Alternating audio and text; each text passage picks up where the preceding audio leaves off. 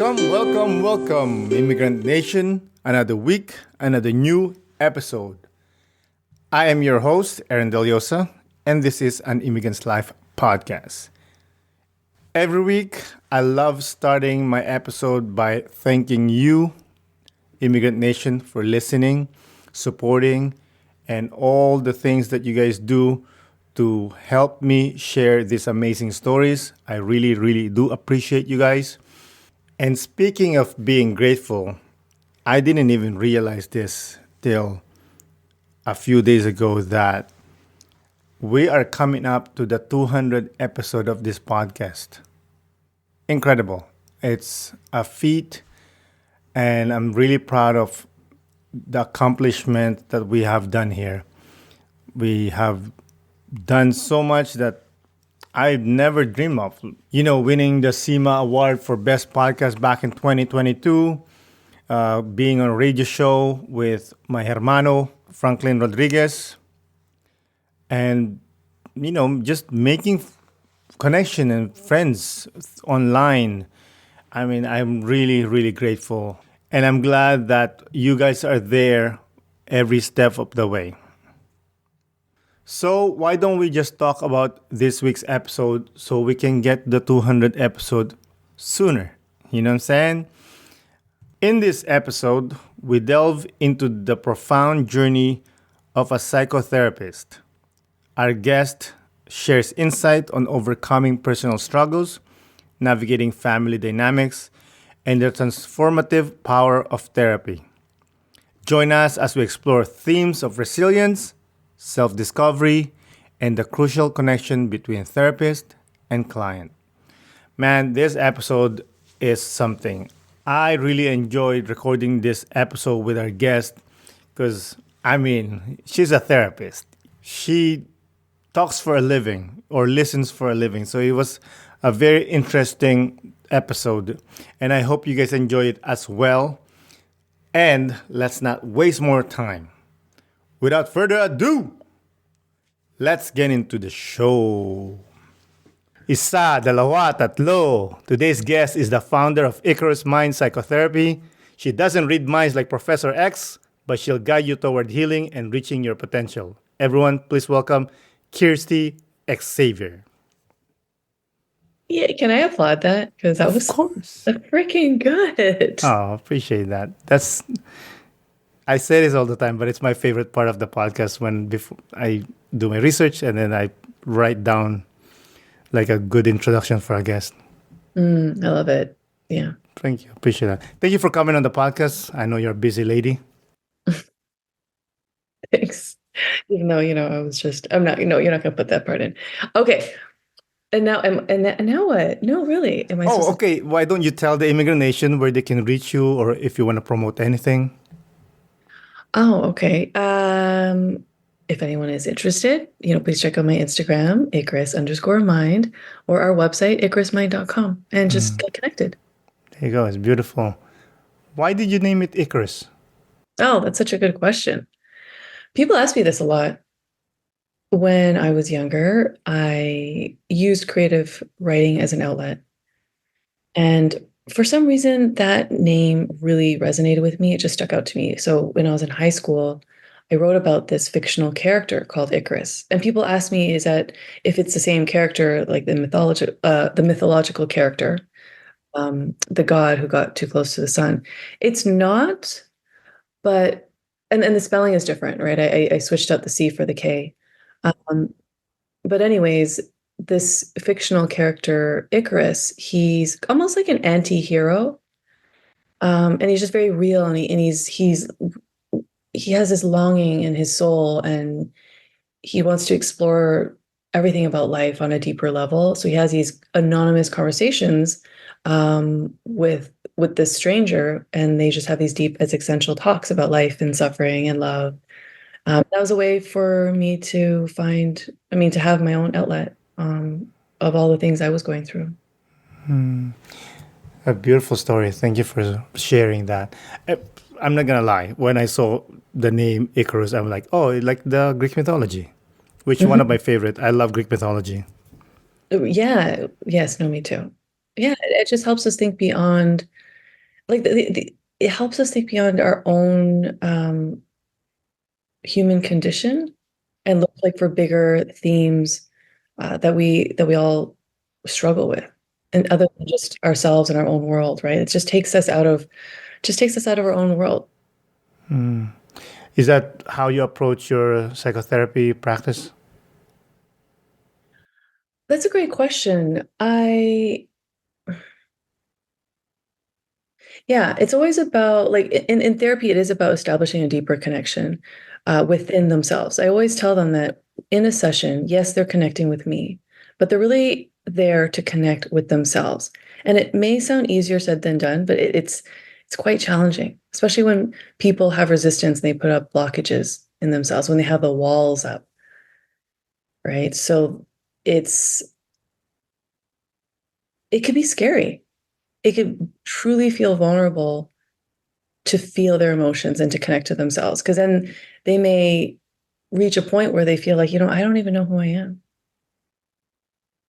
It's one thing to talk about vulnerability, it's another thing to truly feel it in the presence of another person. Sometimes I feel like people are afraid to be alone because they don't want to be alone with their thoughts or their feelings.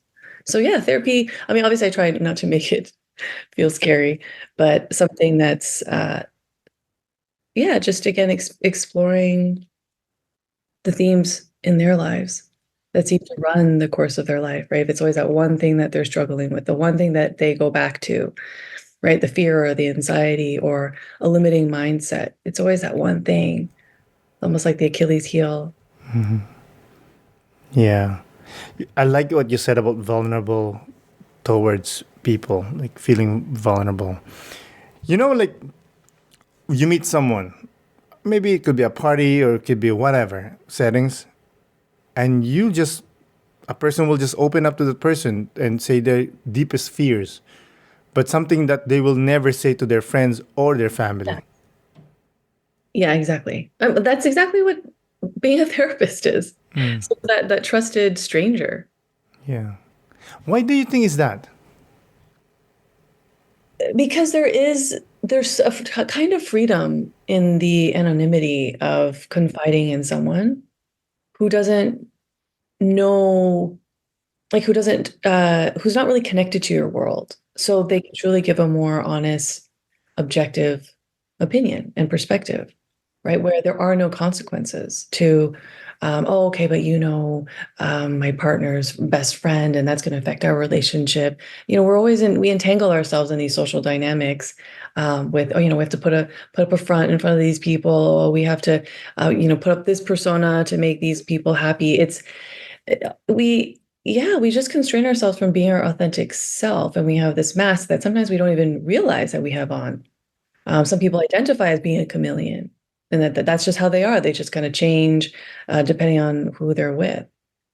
And so, yeah, in therapy, it's either they have a really hard time actually identifying who they really are, or as you said, that's where they take off that mask, and that's where they can confide in everything because it's safe, because they won't be judged for it. Yeah, 100%. Before we get more on that topic, I want to put some background on you. What's your ethnicity?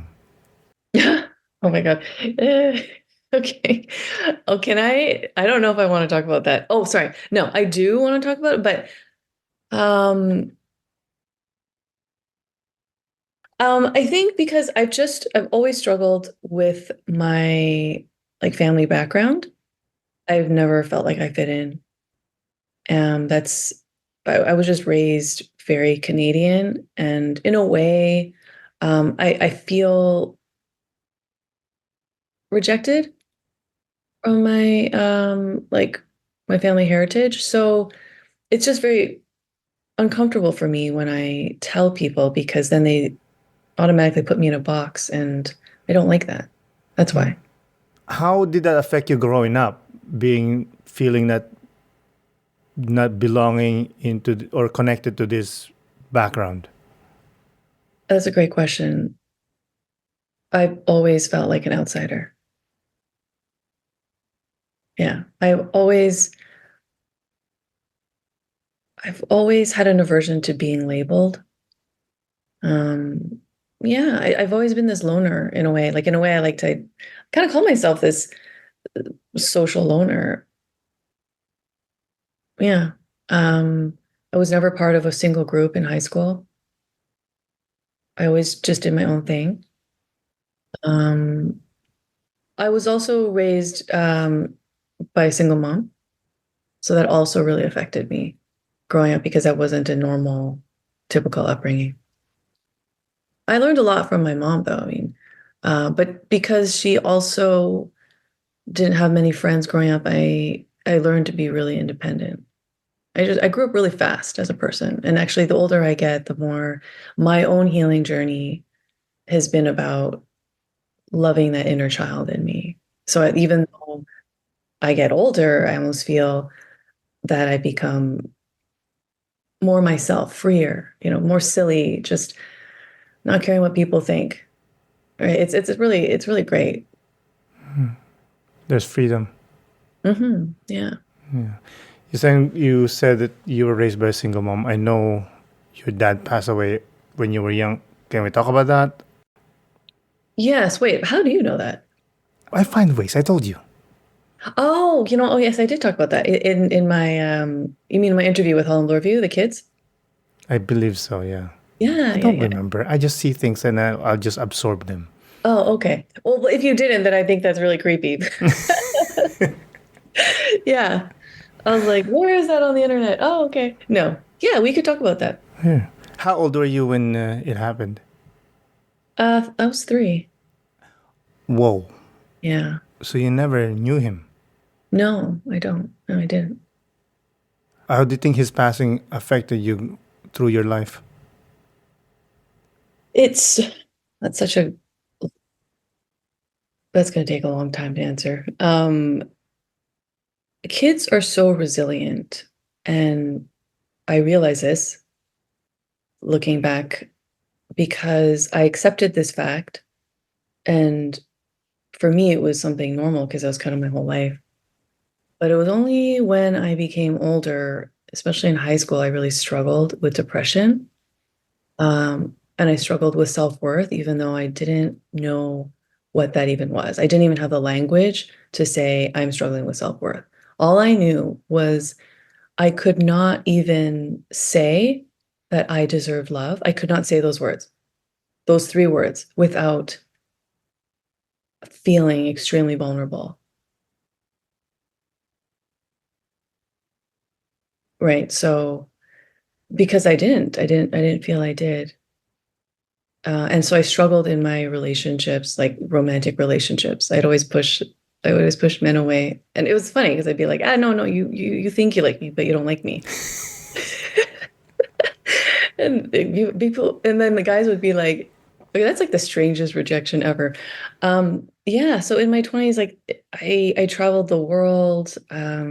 A lot of it was by myself. You're trying to find myself.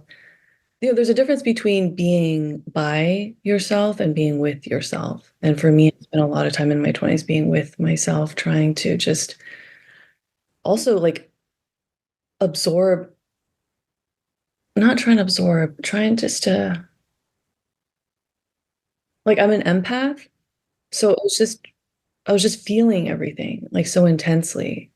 And I think being alone was the only way I could kind of find peace. And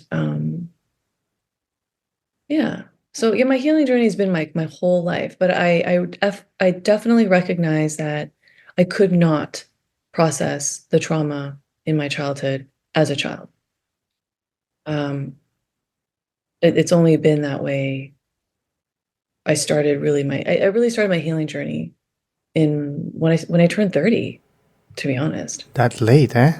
Yeah, right? I was like in my 20s, and I work with a lot of 20-year-olds. Like they struggle with, social expectations of, okay, I have to get married by this age. I have to, settle down, I have to find this job. I have to, go to university. This is kind of working backwards here, but um, they just feel like they have to have it all sorted out in their 20s. And I was like that. I was in really bad relationships, like unhealthy, really toxic, um, feeling like, oh, I have to self-sacrifice, you know. So yeah, I guess you could say I was kind of a late bloomer. I didn't want to settle down in my 20s. I was like in school for at University of Toronto, as you know. I did 3 degrees there. So I had no idea what I was doing. People would tell me, you have so much potential, Kiersty. What are you gonna do? And I was like, I have no idea. I didn't know, but that's okay. I don't mind being a late bloomer. Yeah, same here. I never knew what I wanted to do. I wanted to do everything, and I don't know what is that. To this now, till now, I was talking to my kid about being a master on something. Like I feel like I'm not master at on anything at all. I'm master at mastering different things, Yeah, but I'm never a master at one thing. but that's okay. It doesn't 100%. matter. You live your own adventure.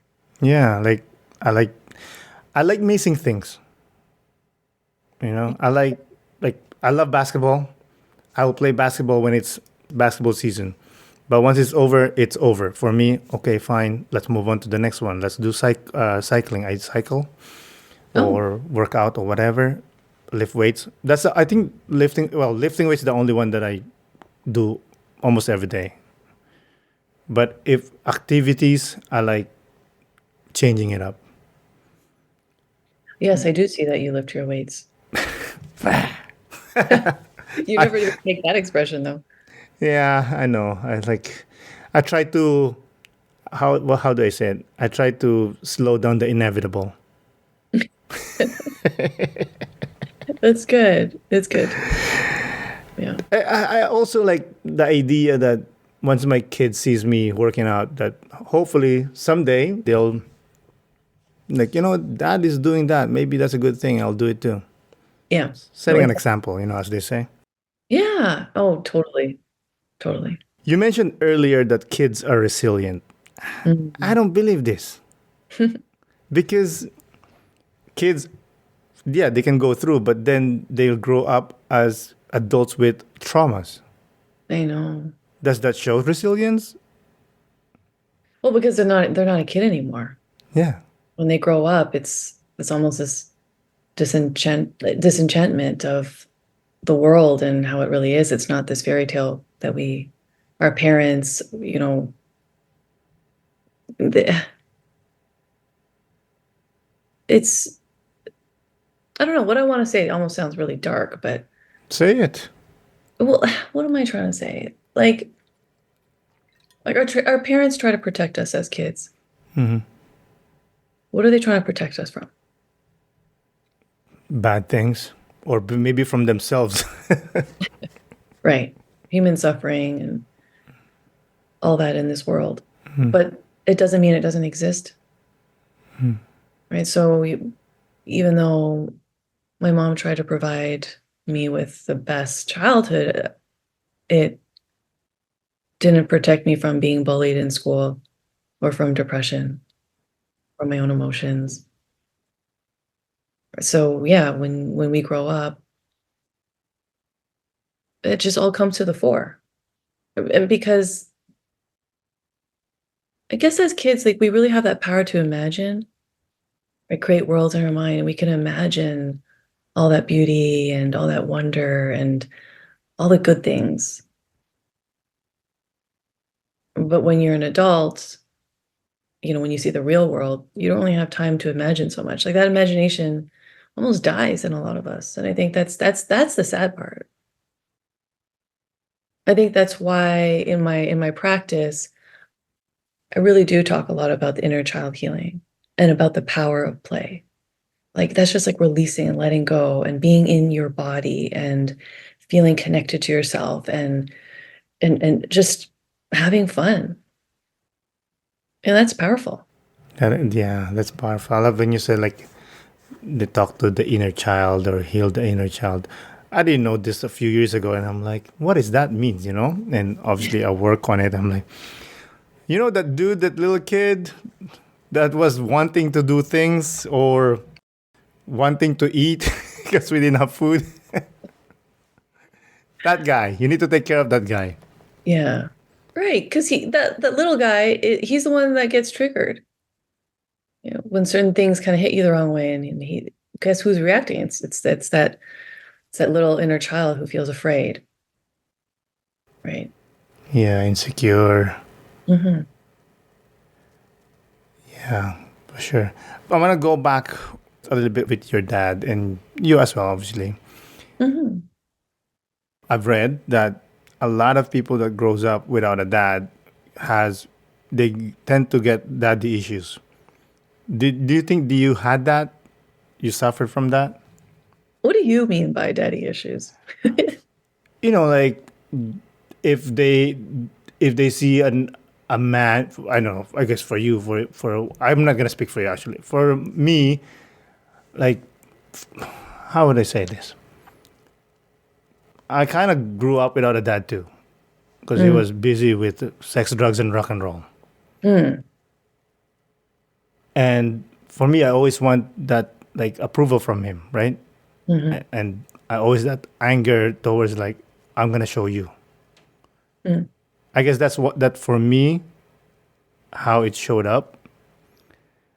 And to this day, I'm like hard on myself. Like if mm, I'm doing something, I have to be the best at that. mhm. How about for you?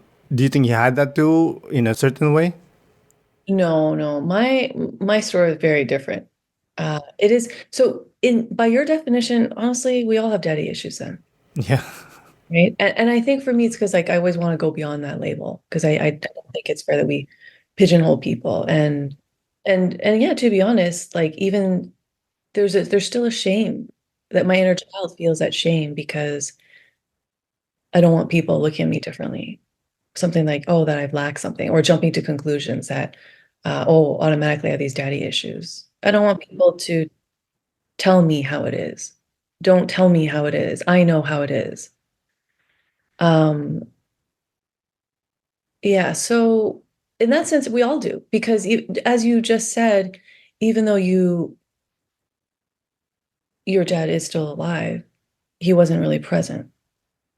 And yeah, that absolutely can definitely, cause that inner desire to want approval, to because we all deserve that validation from our parents, right, first and foremost. But we're not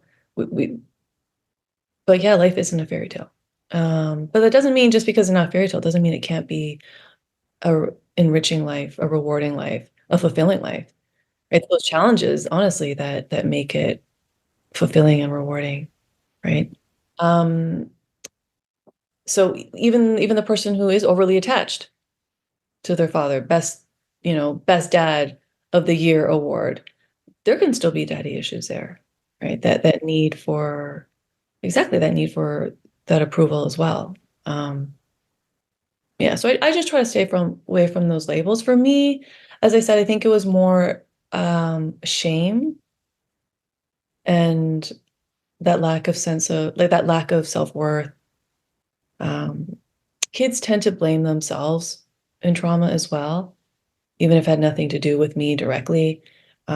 Still thinking I could have done something. I think it's kind of heroic of kids to think that way, but it's also sad when they take it on themselves. Yeah. Yeah, 100%. And it takes time to heal. Exactly. Like I will say in my teenage years, in my 20s, I definitely had to work through the death of my father. But in my 30s, I definitely and it kind of just hit me. I was like, wait a second. I got a whole other trauma thing with my mom. It's like I didn't even sort that out. She has definitely taught me a lot. She's just so different.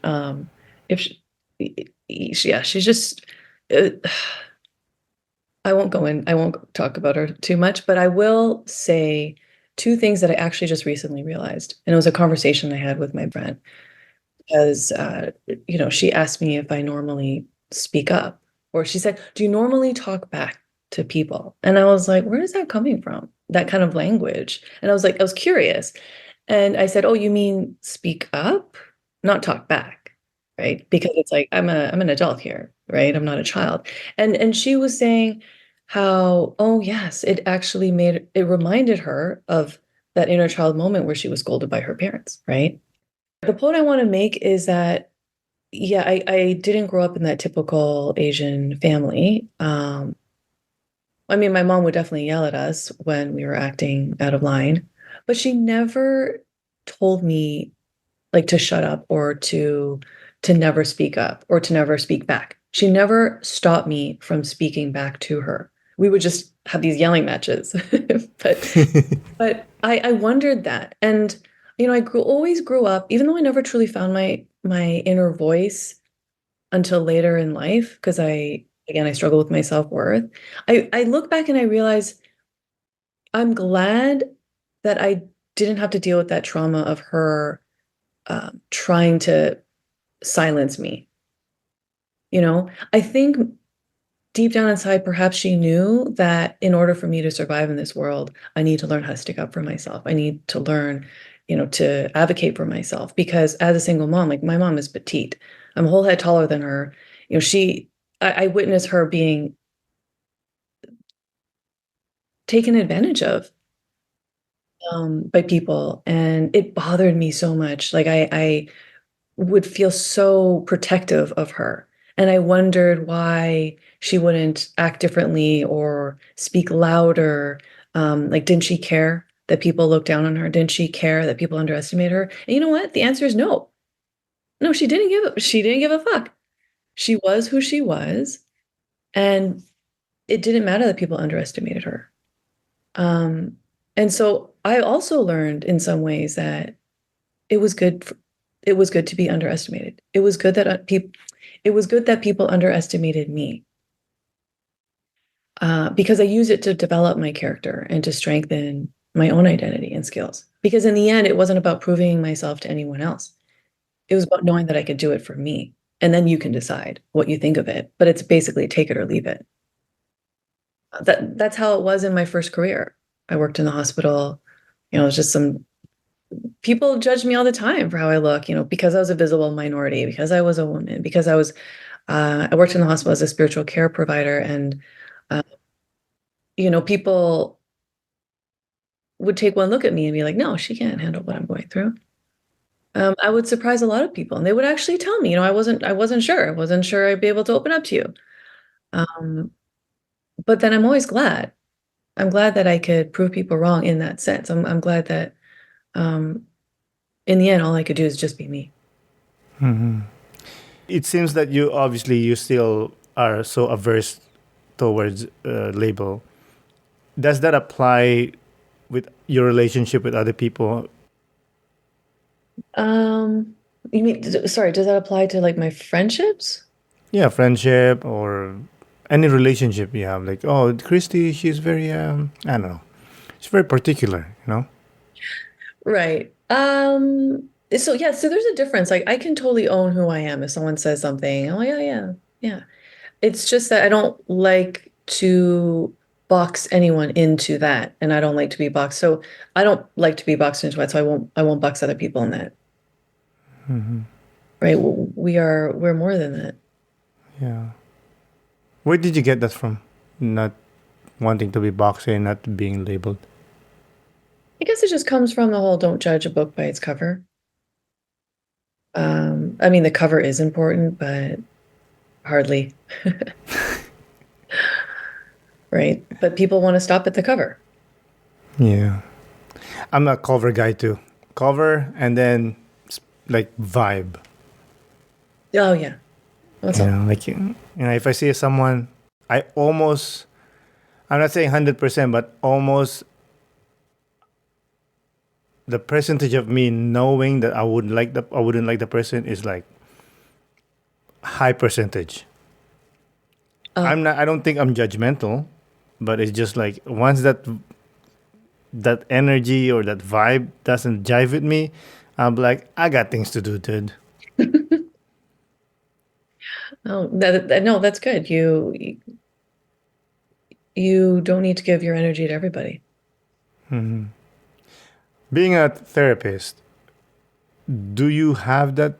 something like that? Like if you see a person like, oh, this I don't like this person's um, energy or vibe. Do you sometimes do you not accept a client because of that? Hmm. Gosh, I don't think I can talk about that one. I don't think I can talk about that one on public. Yeah. Okay, Like that's there's the fine. like acceptable answer and there's a non-acceptable answer, but a vibe is important, no, for sure. It has to work both ways. Yeah. I mean, that's you really talk about like what does it mean to be a good fit? I always tell people uh a lot of therapists offer free consultations to see if there is a good vibe. And I think it should be mutual in a way, right? I want to know that I can work with you. Yeah, that we'll be able to be honest and work through challenges together. It's a relationship. So it's a therapeutic relationship, but it's still a relationship. So it is important. Have you ever fired a client? Okay, no, I can't talk about that. All right. When you have a client, do you plan like a timeline or an end point that like, okay, in a year or 2 years, we're going to work together, we're going to work hard. If nothing happens, it's time to move on. Um, no, I don't really set deadlines like that. Um, no, we kind of evaluate as we go along. And then I guess that we sort of we kind of know how things are going, right? And then if we want to continue working together. But oftentimes the kind of therapy I provide isn't it is relational psychotherapy. It's it's deeper therapy, getting to the root causes of things. So it doesn't really make sense that there is a deadline. It's not necessarily just goal oriented. Okay, once I achieve this goal, then I'm done. It's really value-based living. How do you continue to live out of your values? So I have long-term clients who I love growing with and doing life with because there's always something, a new bump in the road, a new challenge, new reflections, new things to think about. Even for me, I mean, still till this day, I'm reflecting and learning about my past, why I am the way I am, right? How my childhood has shaped me. And that's the one thing that I've learned about the past. It's never one clear, static image. So what we see in hindsight changes as we change and evolve. And therapy is about having that space to unpack all that. So, asking for a deadline or saying that there's a deadline in the type of therapy I do, it would almost mean like, okay, well, that's a deadline to stop growing and stop developing as a person.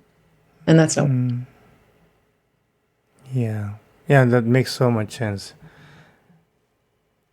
I love that you said earlier that you like being alone, but you're not lonely. Mhm. I love that because I learned that a few years ago. Like, what does that mean? Like what's alone and lonely? I love when people says to you when, let's say, I don't know, you're going for a walk, and people will say, "Oh, you're alone," but what they mean is you're lonely. And I always say, "I am alone, but I'm not lonely." Mm. Why do you think people are averse to being alone? I think we're all wired for human connection. We grow in relationships, we grow in community. It's like we think we're the easiest when we're single. Like, oh yeah, I'm easy to live with. And then they're in a relationship or they have a roommate or they're travel with someone, guess what? Whoa, it's gonna hit you that, you're particular, right? Um, and people have a choice. Either they can work through that or they can continue to be alone as a way to not confront some of their own challenges. They just want to kind of sweep things under the rug. Um, being in a relationship is really about facing yourself. Because for sure, being in a relationship, it is going to bring up things that you've suppressed or swept under the rug. You can't escape that. You can escape, you can kind of escape yourself by being alone. Uh, but as I said, if you haven't dealt with those deep inner issues, then you might really feel lonely. Yeah. And yes, it sucks when you have to face that demon Yeah. and that you just have to like, all right, dude, we need to work on ourselves. Yeah, right. Because you could be alone and not really face yourself. You could be alone and not do the inner work. Yeah, that's why people are listening to music or podcasts or anything, you Mm. know. I read somewhere that people that try to be busy is one way of a trauma respond to avoid facing their loneliness, even though what they're trying to do is like quote unquote help other people. Do you agree with that? Okay, so that's a good observation. Yes, this is where I don't want to just generalize, but it could be true for sure. And this is where probably one of the biggest realizations in my practice is that regardless of the issue, because I work with clients who have various issues, it's that it always goes back to a self-worth issue, a lack of self-worth. Because again, a lot of times people don't even know what that even means.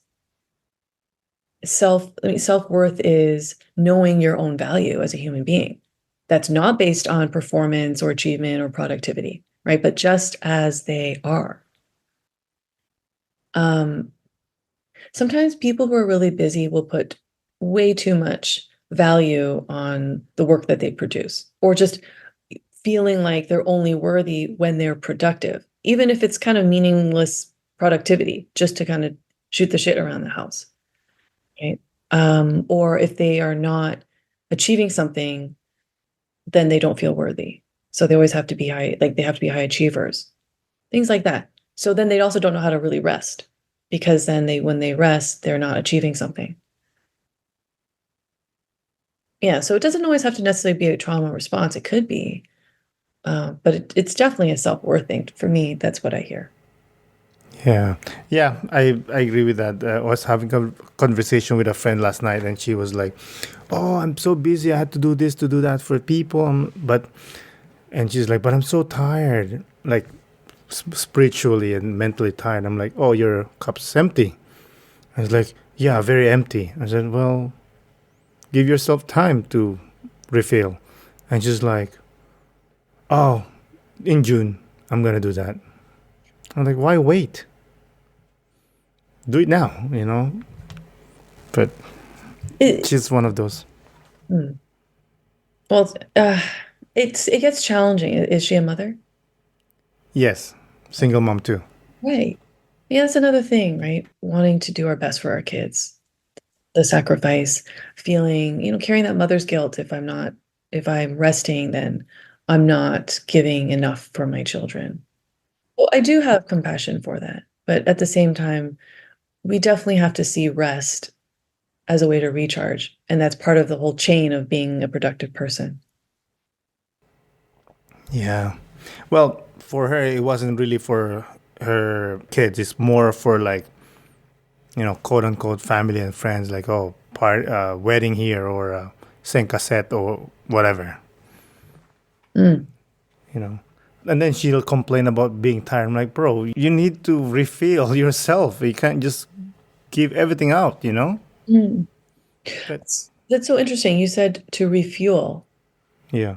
but I actually heard reveal yourself, which is really fascinating. You have to, yes, you do have to refuel, but in a way, to reveal yourself is like to reveal your true self, feeling Mm. feeling the way you're feeling.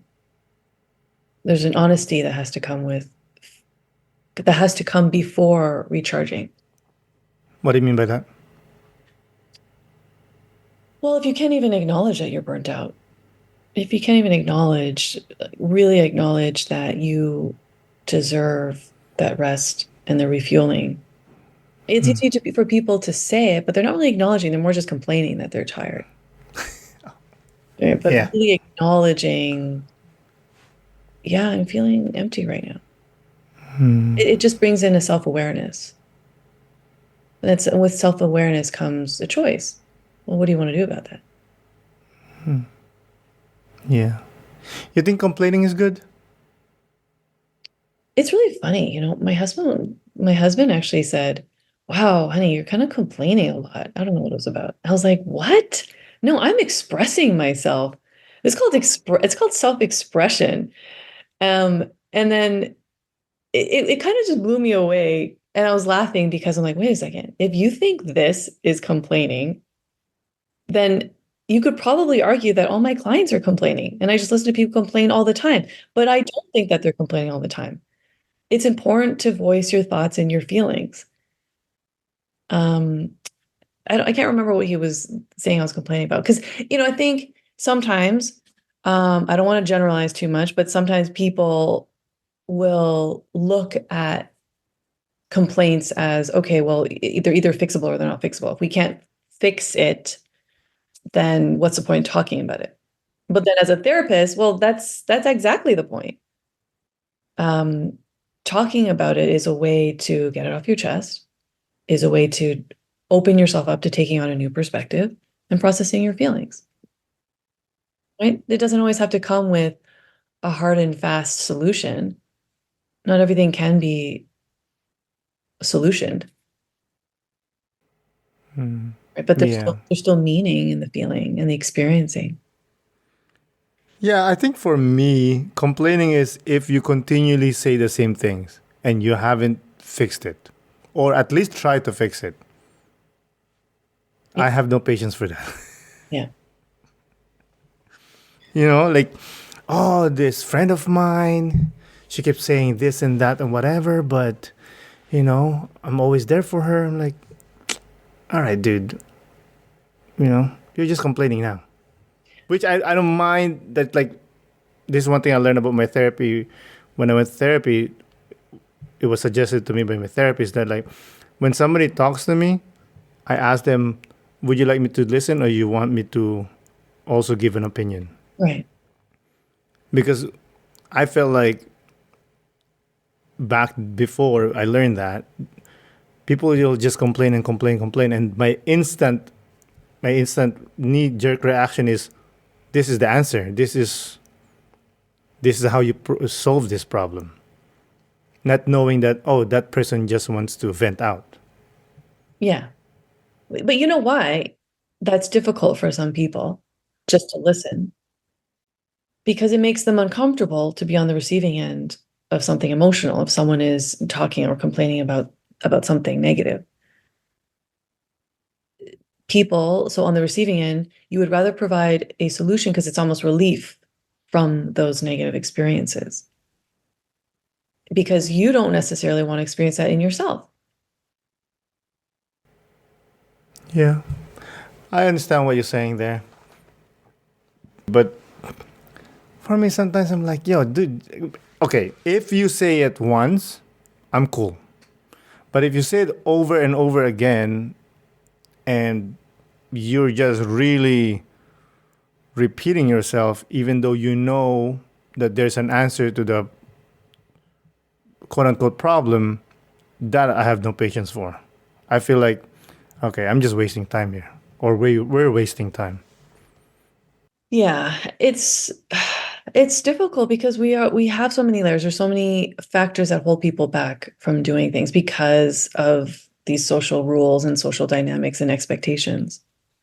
Right? I think for me as a therapist, I mean, if you ask me if I'm a patient person, I probably say no.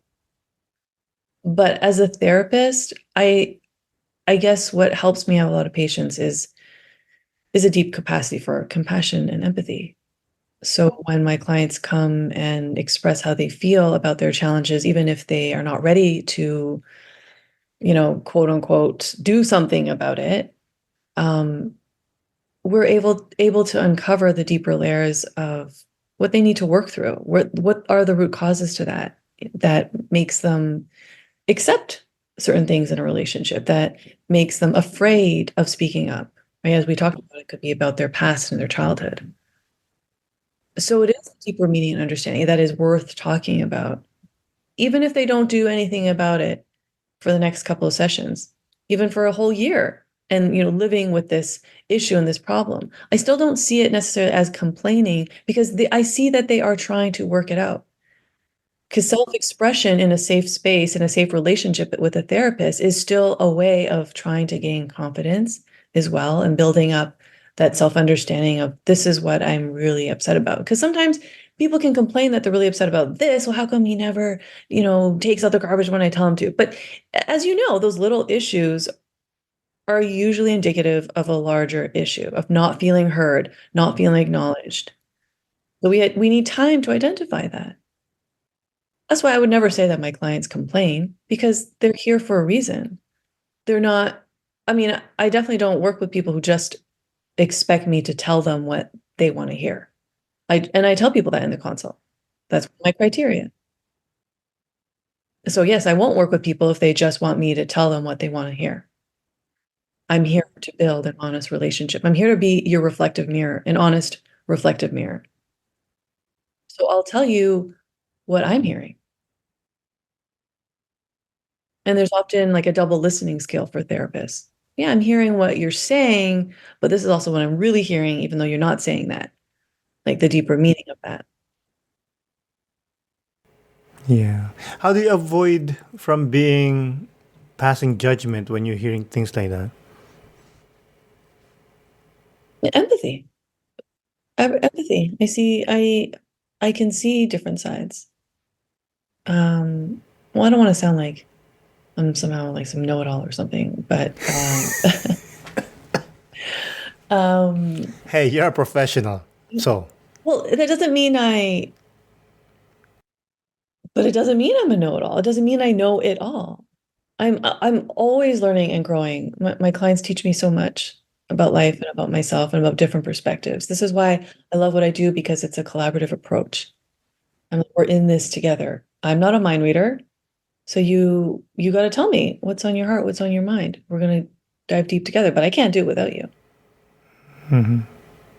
is that your favorite part of being a therapist? Yeah, the collaboration. Yeah, I really treat it like the coming together of equals on a human dignity level. That's how I know. That's how I'm able to not judge them, because I know in myself I'm definitely not perfect. So I don't come into the relationship putting myself on a pedestal, like, oh, everything I say is, is, I don't know, what's the word I'm looking for? What am I looking for? What's my word? Help me fill it in. I don't. Hey, you're the smart one. I'm just the dummy that's listening. No, stop it. I noticed that you actually put yourself down a lot. And I find that concerning. Self-deprecation, seriously. Yes. Tell me why. Because they're half truths. And you're feeding yourself your own internal narrative that this is partly true. Even though you still decide, okay, well, I'm still going to be who I am, holding that opinion of yourself on a deeper level somewhere in there absolutely affects your whole well-being, your whole mindset. Yeah. When I'm alone, I'm good. Well, that's I'm confident. yeah, I'm sorry? yeah, we all are. That's what I'm saying, right? It's only relationships we're vulnerable. Yeah. Like, no, let's say I said, oh, you're smart. You're the smart one. I'm the dummy. I don't feel that way. I just say it for comedic effect. You know what I mean? I'm not Mr. Know It All. I don't know anything. I don't know much, but I know what I know. You can know what you know and not have to say that statement for comedic effect. I'm not like I know, but I like it. I find it. It makes me laugh. Can why? I be happy and laugh? Why, Aaron? Why does that make you laugh? I always like dark things. Like just I laugh at the darkest thing. I think it's you could say it's a trauma response or whatever, but it just makes me laugh. Like if somebody says I'm going through breakup because I love this girl so much and this and that whatever, that will make I will obviously feel bad, but it also makes me laugh because he's going through it. But depends on the person, obviously. Depends on the relationship. Mm-hmm. I don't know if that makes sense, but that's how I feel. Like my friend, let's say lately he's going through it. I don't think he's depressed, but he's going through it. Mm-hmm. And I laugh at him. Oh my gosh. But I'm always there for him. Every day I check up on him. Mm-hmm. I push him like, yo, you need to go out, dude. That's a good thing for you. Mm-hmm. Let's get out, this and that. Let's do something cool or do something cool. But then I call him names too. Mm-hmm. Okay, you do you. I do me. But I do appreciate your point of view. And yes, you're right. There's half of it. Do I think if I say that you're smarter than me? Yes, you're smarter than me on different subjects. But I know for a fact that there are some subjects that I know more than you do. Mm-hmm. Like guys that can fix cars and build houses and stuff like that, I call them real man. I'm not saying I'm not a man, but I call them the real man because they can fix things. Mm-hmm. You know what I'm saying? Does that make sense? Mm-hmm. Yeah. But I'm not putting myself down. I know for a fact that because I'm confident with myself that I can do other things that they can't do. Right. But again, our worth shouldn't be based on what we can do and how much we know more than another person. So what do you suggest then? Just sort of changing the language about how we reflect our own self-worth. In our society, we're all caught up in this whole hustle culture and building our self-worth. I mean, not building our self-worth on what we do, what we can offer, what we can sell. We just have to balance that in with who we are in ourselves. And do you like yourself at the end of the day? You're asking me a question? You know what? I do like myself. I'm all right. Yeah, I mean, yeah, liking yourself is, we can go much deeper than that, right? Having self-compassion. And I talk a lot about this with my clients because sometimes they struggle with that, right? They don't see how having self-compassion is going to reach their goals. It's like, well, why do I need that? I just got to do it. Okay, well, what's going to help you achieve your goals? That inner voice of criticism, really? How is that working out for you? Yeah. I'm going to be better, okay? But yes, I do appreciate that point of view. I have heard that before, that like self-talk, as some people say. And Exactly. I'm like, cool. I know who I am. I'm happy with who I am. I don't hurt nobody. I'm all right, I guess. But yes, was that there's a Chinese proverb or like a saying that be careful what you say. What you say becomes true, becomes real. Mhm. Something like that. Yeah, I love that quote. Yeah. I don't know. I'm horrible with quotes. Oh. I'm good at remembering things, but Mhm. not verbatim. Mhm. How about this? I've spoken to some people about this, social workers, whatever else. Do you think it's important for a person of color to seek a psychotherapist or social worker or whatever who is also a person of color? Oh, that's a good question. Not necessarily. I think people can learn from everyone, regardless of their ethnicity. It really is about that vibe as you're talking about. And vibe isn't just exclusive to people of similar ethnicities. In my practice, I do have a lot of Asian clients, Asian Canadians. And there is a sense of comfort that they find in being able to relate to a therapist who's Asian and a person of color, even if we do have very different pasts. So I think the familiarity is good, but at the same time, I also love working with non-Asians because I can also relate to them in a very different way. And that's how deep the connection goes, where we can really just look beyond that and relate to someone on such a human level, even if we come from different cultural, religious, and racial backgrounds. Yeah. Yeah, I see that. I think sometimes, like the label thing, if you're not Asian, you wouldn't understand. Yeah. I got beat up and that was okay. you know? Like I know people, I mean, the therapists I've seen in the past they haven't been Asian because I really value diversity in my own life. And yeah, well, honestly, having that vibe, it transcends that stuff. Yeah, if you chill, I'm chill too. Mhm. Yeah. Right. It's not like I'm a good fit with every single Asian person. I'm not. So it comes down to a vibe. Yeah, I agree with that for sure. But I am glad that there are more therapists who are who are non-white Why? because there definitely needs to be that representation. There needs to be, I mean, our society is so diverse. So there should be people of color who are therapists who connect with different backgrounds and ethnicities as well. It just speaks to how beautiful our society is to be able to connect and learn from each other.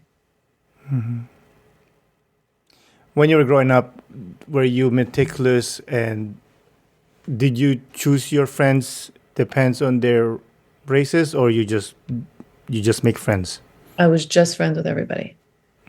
Yeah. I love that. I love this. I love that about the world, about learning different cultures. I love connecting to different cultures.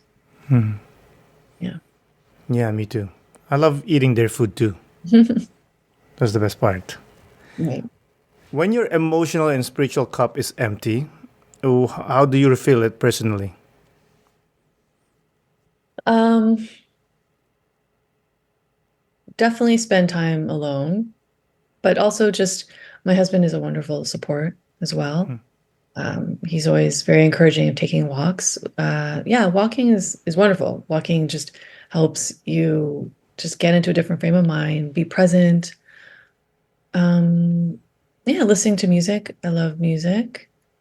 Yes. I know you're a singer too. No, I'm not a singer. I like playing. I like being in the background. I don't like being in the spotlight. Speaking of self talk, Wait, why? What did I just say? I was actually stating a fact. but you're a good singer. No, no, I'm actually not. I'll play like the bass or the drums or something. Yeah, I have a very soft voice. It's like it's not a rich voice. It's okay though. There's a lot of singers that like with soft voice. Listen, I'm okay. I'm just stating a fact. Yeah. Again, self talk, you have to be confident with yourself. Yeah, but we gotta be honest. We gotta balance it, Aaron. See, I'm being honest when I say. But it's based on it's yeah, okay. We won't get into it. Kirsty, I think we're there. Before we close out and let you go, do you have anything to say, anything to remark, or anything to add? Well, you're putting me on the spot now. No, I'm just kidding. This was great. I love connecting with people. I loved connecting with you. It was great. Excellent. Again, thank you so much for coming on the podcast. I really do appreciate it. Yeah, no, you have such a great job. I was thinking about doing a podcast. Maybe you'll be on it. Oh, it'll be an honor. Have a good night. Okay. Wait, are you gonna just stop the recording now? Yes, I'm going to stop it. If you want to continue talking, we'll talk. Okay, sorry, I just ruined that then. Do you want to do that again? No, it's okay. It's good. Have a good evening. Okay, you too. Bye. Bye.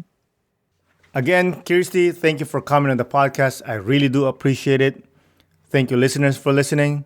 This is Aaron Deliosa for An Immigrant's Life. I will see you guys later.